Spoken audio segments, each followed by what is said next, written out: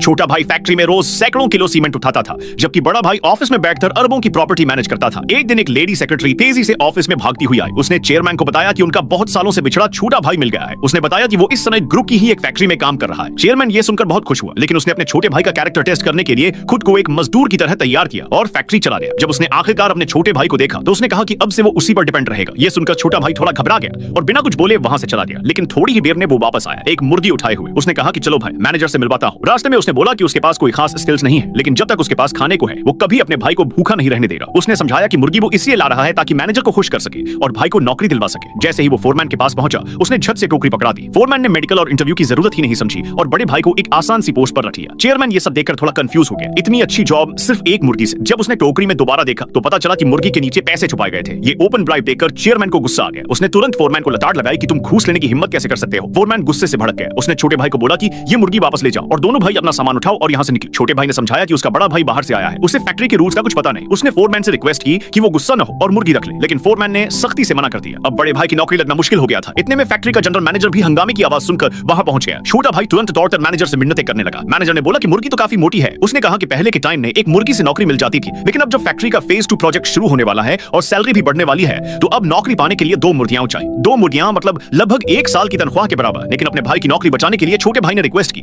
कि फैक्ट्री ने उसे जो पिछले 6 महीने की सैलरी नहीं भी है वो अभी दे दी जाए। उसने वो पैसे और मुर्गी दोनों मिलाकर अपने भाई की जॉइनिंग फीस के तौर पर दे दिए। बड़े भाई को यह सुनकर बहुत गुस्सा आया कि फैक्ट्री मजदूरों की सैलरी दबा रही है। उसने चुपचाप मुड़कर अपनी सेक्रेटरी को एक मैसेज भेजा कि तुरंत फैक्ट्री का सरप्राइज इंस्पेक्शन करवाओ। उसी टाइम एक वर्कर अचानक घुटनों के बल गिर गया और मैनेजर से बोला कि प्लीज उसकी भी पेंडिंग सैलरी दे दी जाए। मैनेजर ने ऊपर ऊपर कहा कि हाँ, जल्दी ही सैलरी दे दें, लेकिन अगले ही पल उसने फोरमैन को इशारा किया कि उस वर्कर को सबक सिखाओ। ये देखकर बाकी सभी वर्कर्स डर गए और किसी ने भी आगे बोलने की हिम्मत नहीं की। चेयरमैन ने देखा कि मैनेजर की कलाई में ब्रांडेड वॉच है और उंगली में गोल्ड रिंग। उसे शक हुआ कि मैनेजर ने मजदूरों की पेंडिंग सैलरी अपने शौक पूरे करने में उड़ा दी है। उसने गुस्से में आकर डिमांड की कि मैनेजर सबके सामने एक्सप्लेन करे कि ये सब क्या हो रहा है। मैनेजर बेइज्जती और गुस्से से आग बबूला हो गया। उसने अपने आदमियों को भेजा कि दोनों भाइयों की धुनाई कर दो। तभी एक फोन की घंटी बजी। फोरमैन ने मैनेजर को बताया कि हेडक्वार्टर से कोई इंस्पेक्शन टीम फैक्ट्री पर आ रही। मैनेजर को डर लगा कि कहीं ये दोनों भाई इंस्पेक्शन में कोई गड़बड़ न कर। उसने तुरंत उन्हें एक टूटे फूटे कमरे में बंद करवा दिया और गार्ड्स को कहा कि इन्हें सख्ती से निगरानी में रखो। तभी बड़े भाई ने अपनी असली पहचान बताई। उसने कहा कि जो इंस्पेक्टर आने वाली है वो उसकी सेक्रेटरी है। गार्ड को उस पर भरोसा नहीं हुआ। कुछ ही देर में लेडी सेक्रेटरी फैक्ट्री पहुंची। मैनेजर ने उसका ग्रैंड वेलकम किया। सेक्रेटरी ने पूछा कि क्या आज कोई नया एम्प्लॉय फैक्ट्री में आया है। मैनेजर ने जवाब दिया कि नहीं, कोई नया वर्कर नहीं आया। फिर उसे उस आदमी की याद आई जिसे अभी अभी कमरे में बंद किया गया था। उसे थोड़ी देर के लिए शक हुआ कि शायद वो हेडक्वार्टर से भेजा गया अंडरकवर एजेंट हो, लेकिन फिर उसने सोचा कि नहीं, ऐसा नहीं हो सका। उसने झूठ बोला कि